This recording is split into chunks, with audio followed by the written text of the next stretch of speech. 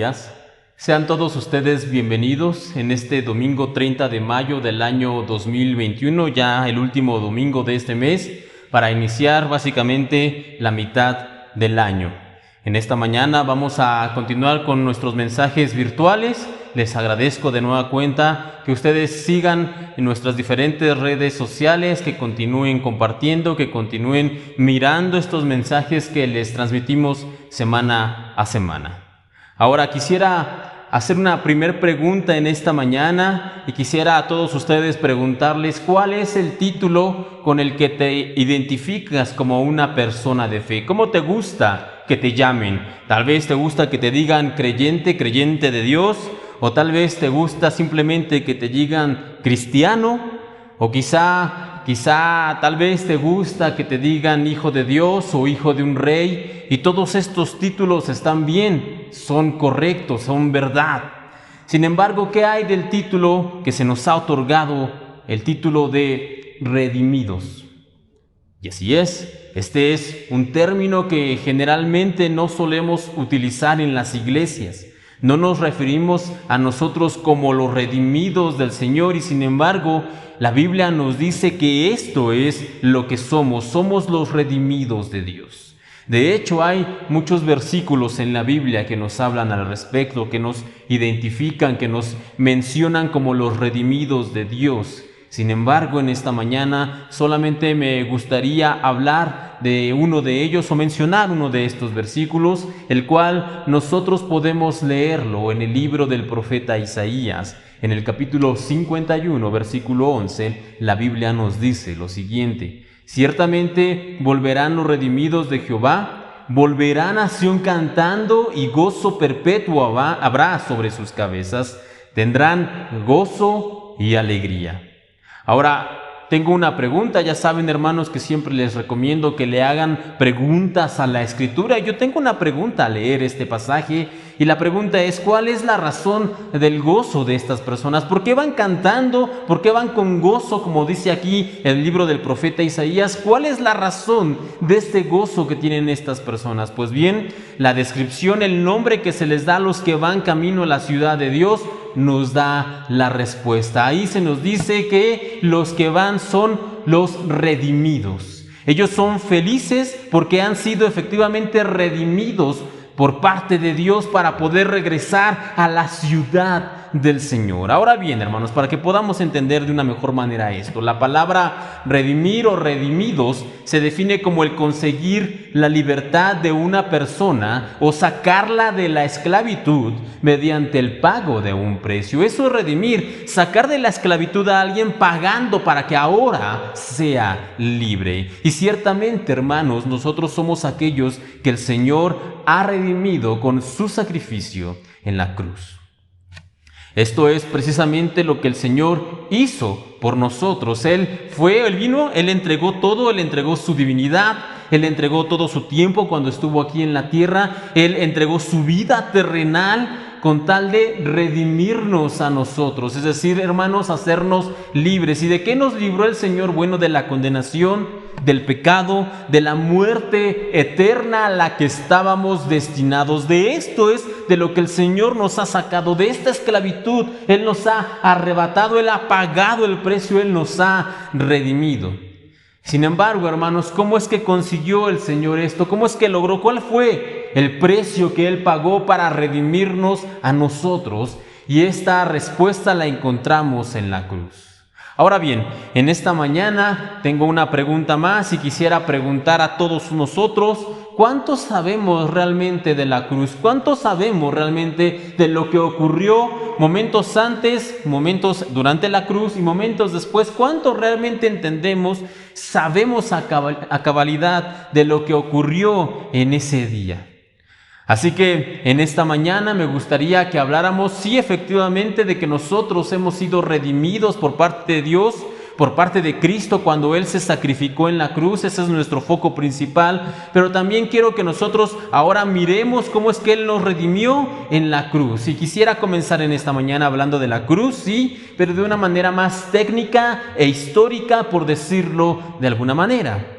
Y es que la crucifixión, la cruz como tal, era un método en el pasado, era un método de ejecución en donde el condenado era atado o clavado en una cruz, y generalmente esta cruz ya era de madera o se colocaba entre árboles o en un madero colocado a lo largo o incluso directamente sobre una pared. Generalmente se colocaba ahí, se crucificaba ahí al condenado. Normalmente cuando se llevaba esta acción lo desnudaban, lo ponían ahí y lo dejaban ahí hasta que moría. Era prácticamente una condena de muerte el ser llevado a la cruz. Ahora también se tiene el conocimiento de que se clavaba a la persona que estaba condenada de manos y de pies para que no huyera de la cruz, para que no se pudiera mover, para que no se pudiera escapar. Ahora, algunos preguntan, ¿dónde se colocaban realmente los clavos? Algunos dicen que se colocaban aquí, otros dicen que se colocaban más abajo, en fin, este es un tema de debate, no se ponen todos de acuerdo realmente dónde se colocaban. Les decía, algunos interpretan que en las palmas de las manos, otros que en las muñecas, y algunos más mencionan que se hacía de manera diagonal, es decir, entraba por la palma, llegaba hasta la muñeca y salía por arribita de la muñeca, por arriba de la muñeca. Sin embargo, hermanos, no queremos debatir o discutir en esta mañana en qué lugar exactamente se ponía, no, sino que lo que quiero que entendamos es que esta fue o era una de las peores formas de tortura que han existido. Ahora, una vez que el preso o el condenado estaba puesto en la cruz, el tiempo para morir era muy variable. Algunos podían morir en horas, algunos podían incluso durar días. Y generalmente los que eran colocados ahí morían en este instrumento de tortura debido a la asfixia por la posición en la que eran colocados.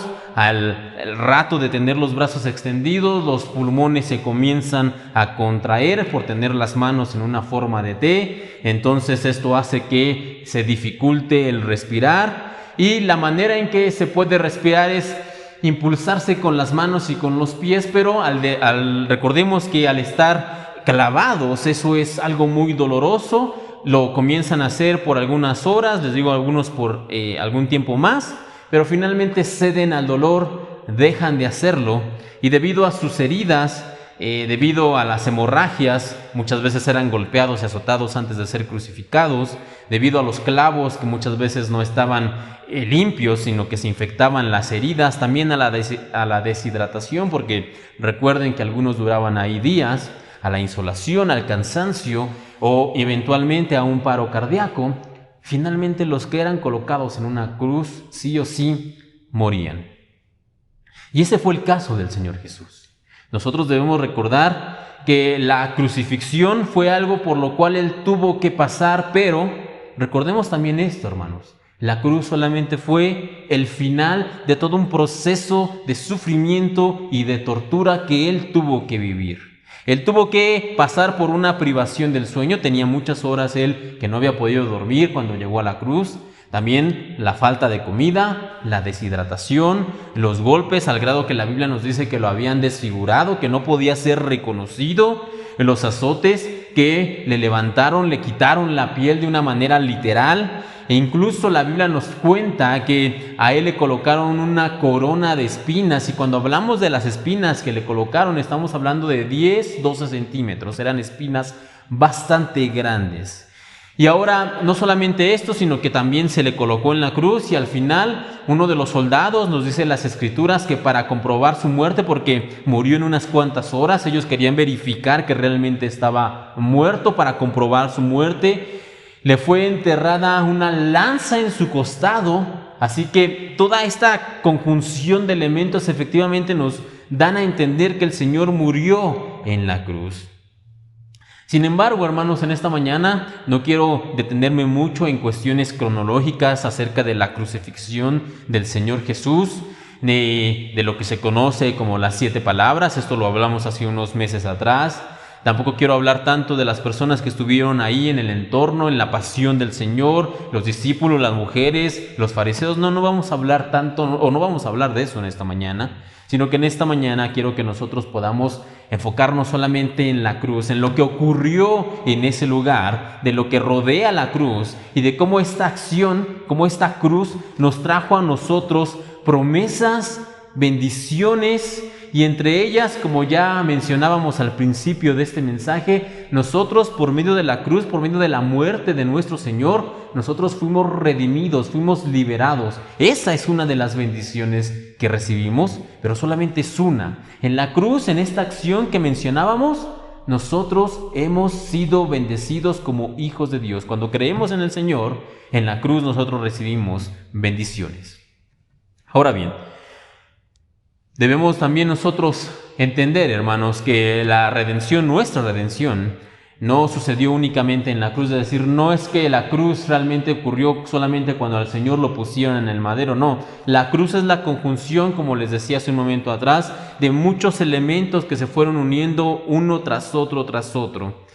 Nosotros tenemos que aprender a mirar el panorama completo, y la obra de nuestra redención, nuestra salvación como tal, comenzó desde mucho antes. Comenzó desde que el Señor se manifestó en este mundo, prácticamente desde que el Señor se hizo carne. Desde ahí comenzó, la obra de nuestra redención. La cruz solamente fue el final, solamente fue el acabose, digamos, el acto final ahí de nuestra redención, pero esto comenzó desde el pesebre. En otras palabras, la obra de la cruz no se llevó a cabo únicamente en una cruz, no. La redención nuestra comenzó, reitero, desde un pesebre. Ahora, en esta mañana, por una cuestión práctica, vamos nosotros a iniciar este recorrido o esta mención de las diferentes bendiciones que el Señor nos fue dejando a través de su ministerio terrenal, pero vamos a iniciar esta carrera en esta mañana únicamente en el tiempo en el que el Señor ya estaba camino a la cruz. Y me refiero ya cuando estaba bastante cerca, y estoy hablando cuando Él se estaba ya entrevistando con este hombre que nosotros podemos leer en la Biblia llamado Poncio Pilatos. En el Evangelio según San Marcos, capítulo 15, versículo del 1 al 5, nosotros podemos leer lo siguiente: muy de mañana, habiendo tenido consejo los principales sacerdotes con los ancianos, con los escribas y con todo el concilio, llevaron a Jesús atado y le entregaron a Pilato. Pilato le preguntó: ¿eres tú el rey de los judíos? Respondiendo él le dijo: tú lo dices. Y los principales sacerdotes le acusaban mucho. Otra vez le preguntó Pilato diciendo: ¿nada respondes? Mira de cuántas cosas te acusan. Mas Jesús ni aun con eso respondió, de modo que Pilatos se maravillaba. Ahora encontramos aquí al Señor Jesús a unos minutos prácticamente de ser condenado en la cruz. Él de hecho ya lo sabía, él sabía su obra, sabía su misión. El anuncio, cuando le digan que va a ser crucificado, no le va a tomar por sorpresa, él ya sabía lo que iba a ocurrir. Y por esa misma razón es que él decide guardar silencio. El Señor no responde a todas estas acusaciones y cuestionamientos porque él, no es porque él no pueda, ¿no? Sino que realmente él es inocente. Él podría demostrar que su inocencia delante de sus acusadores, sí. Él podría efectivamente exponer su caso y salir bien librado. Después de todo, él, nos dice la Biblia, que es el mejor abogado. Él tiene autoridad en sus palabras, así que con solamente hablar, él bien podría salir libre efectivamente, pero él decide callar. ¿Por qué? Por amor a nosotros. Él decide guardar silencio porque él quiere cumplir esta obra de redención en la cruz. Así que la primer bendición de hacer una numeración que podemos ver en esta mañana es que la cruz trae para nosotros la bendición de la salvación por medio del sacrificio voluntario del Hijo de Dios. La Biblia nos dice lo siguiente en Juan capítulo 10, versículo 17 y 18: el Padre me ama, aquí está el Señor Jesús hablando, el Padre me ama porque sacrifico mi vida para poder tomarla de nuevo. Nadie puede quitarme la vida, sino que yo la entrego voluntariamente en sacrificio, pues tengo la autoridad para entregarla cuando quiera y también para volver a tomarla. Y es que el Señor fue a la cruz, no como que si no le quedara ninguna otra opción, o como si el Padre lo estuviera obligando a ir a sacrificarse a la cruz, como si Él tuviera que ir a hacer algo que no desea. No, Cristo Jesús decidió voluntariamente ir a la cruz y sacrificarse por nosotros para salvarnos, para redimirnos. Esta acción fue voluntaria de parte de nuestro Señor. Ahora, el hecho de que Cristo haya decidido ir voluntariamente a la cruz significa también que Él ha decidido voluntariamente tomar nuestro lugar en ella. La Biblia hace la mejor ejemplificación de esto, de cómo es que el Señor toma nuestro lugar de castigo, toma el lugar de la pena de muerte que nosotros merecíamos, y ahora Él recibe ese castigo, Él recibe esa muerte que era para nosotros. Y la Biblia, les decía, lo ejemplifica de la mejor manera cuando nos habla, por unos breves momentos, sí, pero cuando nos habla de un personaje llamado Barrabás. Seguramente usted lo ha escuchado o lo ha leído. El día que el Señor fue crucificado, ese día Barrabás iba a ser ejecutado. Sin embargo, ocasionalmente sucedía que en el día de la Pascua el procurador tenía la costumbre, para quedar bien con el pueblo, de liberar a un preso. Así que imagine conmigo, por favor, esta escena. Entre los prisioneros está ahora corriendo la voz de que Jesús el Nazareno, el predicador de Nazaret, había sido apresado y estaba siendo juzgado. Esto era lo que se escuchaba, los rumores que corrían en las celdas. Pero había un rumor más. Había un rumor que decía que el procurador había decidido ese día liberar a uno de los presos y que iba a enviar a Jesús y a uno de los presos para que la gente eligiera, para que la gente pusiera a uno de ellos en libertad. Ante tales noticias, seguramente Barrabás inmediatamente perdió el interés y dijo: bueno, después de todo van a dejar libre a este tal Jesús, es un predicador inocente, todos lo sabemos, todos sabemos que él no ha hecho realmente nada malo, lo único que hizo fue molestar a las personas equivocadas, pero al final del día lo van a liberar a él, quizá pensó Barrabás. Sin embargo, nosotros conocemos la historia. Fueron presentados Barrabás y Jesús, un culpable, un inocente, pero la gente se inclinó por el culpable. La gente gritó: liberen, liberen, liberen a Barrabás. Tal como dice la palabra en 1 de Pedro capítulo 3 versículo 18, porque también Cristo padeció una sola vez por los pecados, el justo por los injustos, para llevarnos a Dios. Y es que, hermanos, aun cuando nosotros no lo merecemos, como Barrabás no merecía ese día haber sido libre, aun cuando nosotros no merecemos que el Señor haya tomado nuestro lugar en la cruz, que no merecemos que Él haya pagado por nuestros pecados, no merecemos su sacrificio, y por supuesto que no merecemos el hecho de que Él nos haya redimido, de que Él nos haya hecho libres por medio de su sacrificio. Aún así Él lo hizo. ¿Por qué? Por amor, y porque esto es la gracia de Dios. Así que todavía no llegamos al momento culminante ya de la crucifixión, estamos en las primeras etapas, y nosotros ya podemos ver cómo es que este asunto completo, toda esta obra de la cruz, nos ha traído bendiciones a nosotros cuando creemos en el Señor. Hemos sido ya redimidos, el Señor ha tomado nuestro lugar, Él ha ido a morir voluntariamente por nosotros. Ahora debemos continuar, y una bendición más que nosotros encontramos en la cruz es que el Señor, en esta acción, en lo que Él hace, pongamos mucha atención en las cosas que Él hace durante toda esta acción, y el Señor nos dice, sin palabras, pero el Señor nos dice que Él va a sufrir con nosotros. Avancemos un poco en el tiempo, en ese día. Luego de que el Señor hubiera sido latigado, que le hubieran puesto la corona, que lo hubieran elegido para ser sacrificado en la cruz, que hubiera llevado cargando la cruz hasta el monte de la Calavera, a las afueras de la ciudad. Luego de todo esto, antes de que lo pusieran en esa cruz, nos dice la Biblia lo siguiente en Marcos capítulo 5, 23. Y le dieron a beber vino mezclado con mirra, mas él no lo tomó. Esto es minutos antes de que lo claven en la cruz. Esto es poco antes de eso. Ahora, es posible que leyendo esto en Marcos 5:23, nosotros con este simple renglón no nos diga mucho, e incluso preguntemos: ¿en dónde dice aquí, o dónde dice aquí en esta parte, que el Señor va a sufrir conmigo? ¿Dónde lo dice? Bueno, dentro de las prácticas que se tenían en esta acción de la crucifixión, se tenía una de ellas que era dar de beber vino mezclado con mirra o vino mezclado con hiel, y esto se hacía antes de colocar al preso en la cruz. ¿Y por qué se hacía? Bueno, porque esta mezcla de bebidas cumplía con una función, digamos, era una especie de anestesia, y hacía que el preso tolerara hasta cierto punto más el dolor que se avecinaba. El preso iba a morir, efectivamente, eso ya lo mencionamos al principio del mensaje, pero podía de alguna manera amortiguar el dolor que iba a sufrir antes de la muerte al beber esta mezcla de líquidos. Sin embargo, aquí nos dice la Biblia que el Señor Jesús decidió no tomar esta anestesia.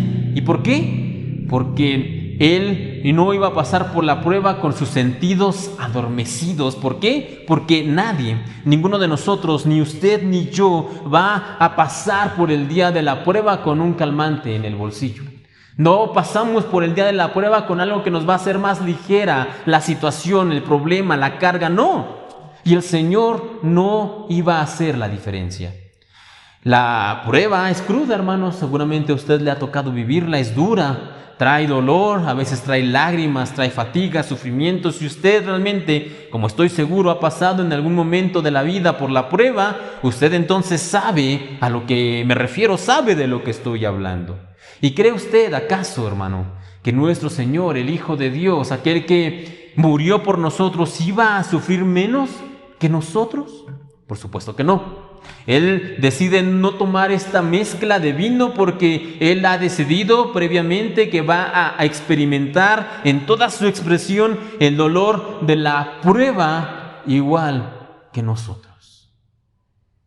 Aquí cobra sentido esas palabras que escribiera el salmista en el Salmo 23, versículo 4. Aunque ande en valle de sombra de muerte, no temeré mal alguno. ¿Por qué? Porque tú estarás conmigo, porque el Señor me acompaña, porque Él va con nosotros cuando pasamos por el valle de sombra de muerte. Él no es un Dios que mira a lo lejos desde su trono y nos dice, sí, adelante, sigue, continúa, sé fuerte y sé valiente. Adelante, adelante, adelante. No, aquí la Biblia, el salmista escribe que Él va con nosotros, nos va acompañando en el valle de sombra y de muerte. Él va a nuestro lado y Él va experimentando lo mismo que nosotros.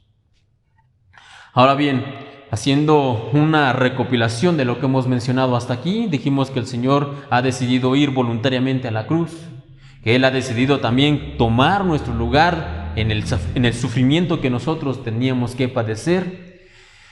Y lo hizo, hermanos, ¿por qué? Para pagar el precio de nuestra libertad. Con su sacrificio, como les decía, nosotros hemos sido liberados. ¿Liberados de qué? De la esclavitud del pecado. Y ahora nosotros somos llamados, tal como les mencionaba al principio de este sermón, ahora nosotros somos los redimidos de Dios. Sin embargo, hay una cosa más que debemos conocer antes de irnos en esta mañana. Y esa cosa nos la recuerda en Marcos capítulo 15, versículo 27, donde la Biblia nos dice lo siguiente: crucificaron también con Él a dos ladrones, uno a su derecha y el otro a su izquierda. Y al igual que esos ladrones, el Señor nos ha reservado a nosotros un espacio en el Gólgota. ¿Para qué? Para que nosotros seamos crucificados junto con Él. Si no me cree, en Lucas capítulo 9, versículo 23, ya el Señor da indicios de qué es lo que nosotros debemos hacer como creyentes. Debemos crucificarnos junto con Él. En Lucas 9, 23, el Señor dice, y decía a todos, si alguno quiere venir en pos de mí, niéguese a sí mismo, tome su cruz cada día y sígame. Ahora, hermanos, ¿para qué cree usted que el Señor nos pide que carguemos nuestra cruz todos los días? ¿Cuál es la razón? ¿Cuál es el motivo? Bueno, seguramente no es adorno, no es simplemente una metáfora, no es una frase que el Señor mencionó por ahí al aire, no. Tiene un significado, tiene por supuesto una razón de ser, y el apóstol Pablo lo explica muy claramente en Gálatas capítulo 2 versículo 20. Él dice, con Cristo estoy juntamente crucificado y ya no vivo yo, mas vive Cristo en mí. Cuando el Señor Jesús nos pide que tomemos nuestra cruz cada día es para que nos crucifiquemos juntamente con Él. El Hijo de Dios nos promete que al igual que Él, nosotros vamos a tener una cruz personal y Él nos pide, sí, que la llevemos siempre con nosotros, que carguemos con ella cada día. ¿Para qué? Para usarla en el momento necesario. ¿Y cuándo es ese momento? ¿Cuándo es ese tiempo en el que nosotros tenemos que usar la cruz que vamos cargando? Bueno, Cuando usted tenga alguna tentación que está rondando su vida, su mente, sus pensamientos, entonces es momento de usar la cruz y decir, como escribía Pablo, con Cristo estoy juntamente crucificado. Cuando a veces hay dudas, hay temores, hay crisis en nuestra vida que de repente hacen que nuestra fe comience a tambalear, ese es el momento en que debemos tomar nuestra cruz y decir como Pablo, con Cristo estoy juntamente crucificado. Cuando comenzamos a sentir que de alguna manera o por alguna razón ese orgullo, esa vanidad, esa jactancia, ese desdén está asomando la cara en nuestros corazones y en nuestras mentes, ese es el momento de sacar la cruz que llevamos, que el Señor Jesús nos ha pedido que llevemos, y decir como Pablo, con Cristo estoy juntamente crucificado. Y lo sé. Muchas veces cuando hablamos o cuando escuchamos acerca de la cruz o de tomar nuestra cruz, eso es algo que no nos gusta, que trae cierta incomodidad a nuestras vidas, porque todos nosotros entendemos y sabemos que cuando hablamos de la cruz, de cargar nuestra cruz, de tomar la cruz, estamos hablando de sacrificio. Pero hermanos, en lugar de temer o de sentirnos incómodos cuando hablamos acerca de la cruz, debemos nosotros agradecerle al Señor. ¿Por qué? Porque fue precisamente por medio de la cruz, como lo hemos venido diciendo toda esta mañana, fue por medio de la cruz que el Señor nos redimió, nos liberó, nos salvó. Él decidió voluntariamente ir a la cruz, sufrir por nosotros, tomar nuestro lugar, y de esa manera Él consiguió nuestra libertad. Él pagó el precio que se debía pagar. Él murió por nosotros. Lo que sucedió ese día en aquel monte, hermanos, lo describe muy claramente una vez más Pablo en Colosenses capítulo 2, versículo 14 y 15. Lo que hizo el Señor Jesús por nosotros es lo siguiente: anulando el acta de los decretos que había contra nosotros, que nos era contraria, quitándola de en medio y clavándola en la cruz, y despojando a los principados y a las potestades, los exhibió públicamente, triunfando sobre ellos en la cruz. El Señor nos salvó en una cruz, así que nosotros debemos seguirlo en todo sentido y debemos también crucificarnos juntamente con Él.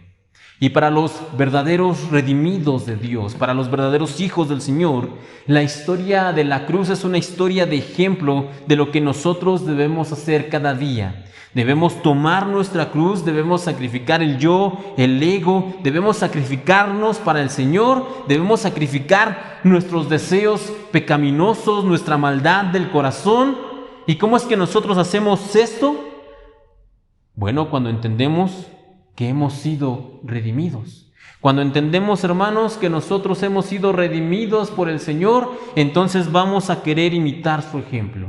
Cuando entendemos realmente, hermanos, que el Señor ha pagado el precio de nuestra libertad en la cruz, que su sacrificio nos ha hecho libres del pecado y de la condenación eterna, entonces podemos decir, como este versículo que mencionábamos al principio en esta mañana, Isaías 51:11. Y ahora con esto terminamos, y luego de todo lo que hemos dicho, seguramente entenderemos mejor este versículo y entenderemos por qué, como dice aquí, ciertamente volverán los redimidos de Jehová. ¿Y cómo es que volverán? ¿Cómo es que van en ese camino de vuelta a la ciudad del Señor? Dice, volverán a Sión cantando, y gozo perpetuo habrá sobre sus cabezas, tendrán gozo y alegría. ¿Por qué van cantando? ¿Por qué van con gozo y alegría? Porque han entendido, hermanos, que ya son libres. Han entendido que no merecían ser liberados, pero lo hizo el Señor. Han entendido que alguien más pagó el precio que ellos debían pagar. Alguien murió en su lugar, alguien pagó por sus pecados y ahora son libres. Pero eso no significa que son libres para pecar, que son libres para regresar a una vida llena o contraria a lo que el Señor quiere. No, ahora entienden ellos que su libertad la entregan, la ponen al servicio de Dios. Y si el Señor Jesús se sacrificó por ellos, ahora ellos también voluntariamente, como lo hizo el Señor, se sacrifican para agradar a su Señor. Y esto es lo que nosotros debemos hacer. Nosotros todos, hijos de Dios, creyentes, cristianos, somos los redimidos del Señor, y como redimidos del Señor, nosotros debemos también entregarnos como Él se entregó en la cruz por nosotros. Con esto en mente, hermanos, vamos a terminar en esta mañana y lo vamos a hacer con una oración, y desde sus hogares les pido por favor que cierren sus ojos y que me acompañen orando. Padre Celestial, te damos gracias en esta mañana por la oportunidad de reunirnos aquí todos y por la oportunidad también de reunirnos virtualmente. Gracias te doy, Señor, por mis hermanos, y yo te pido, Señor, que los sigas, por favor, guardando, bendiciendo y fortaleciendo en esta semana. Guíalos en cada día, guárdalos en sus trabajos o escuelas o en sus diferentes actividades, y que ellos, por favor, Padre, puedan meditar y entender que todos hemos sido redimidos. Cuando hemos depositado nuestra fe en el Hijo de Dios, hemos sido redimidos, es decir, hemos sido liberados. Hemos sido liberados del pecado, de la condenación, de la muerte eterna. Esa es nuestra libertad que tú nos has traído, y te damos gracias. Pero también, Señor, queremos ahora pedirte que nos ayudes a poner esa libertad que tú nos has entregado al servicio tuyo. Aprender, como decía el apóstol Pablo, a crucificarnos juntamente con Cristo, a traer nuestra cruz, y cuando sea el momento necesario, cuando el orgullo, cuando la vanidad o cuando el temor, la falta de fe, cuando algo nos esté afectando, el pecado, algún pensamiento malo, Señor, venga a nuestras mentes, que en ese momento tomemos la cruz y nos crucifiquemos junto contigo. Crucifiquemos eso, Señor, para ti. Te pedimos, por favor, esto en esta mañana, bendito Dios. Te agradecemos una vez más por la oportunidad de reunirnos, por estas tecnologías, Señor, que nos permiten vernos incluso a lo lejos. Gracias, Padre Celestial, gracias por mis hermanos una vez más. Los pongo en tus manos, porque no hay mejor lugar para estar que en el hueco de tu palma, Señor. Gracias, en el nombre de tu Hijo, el Señor Cristo Jesús. Amén y amén.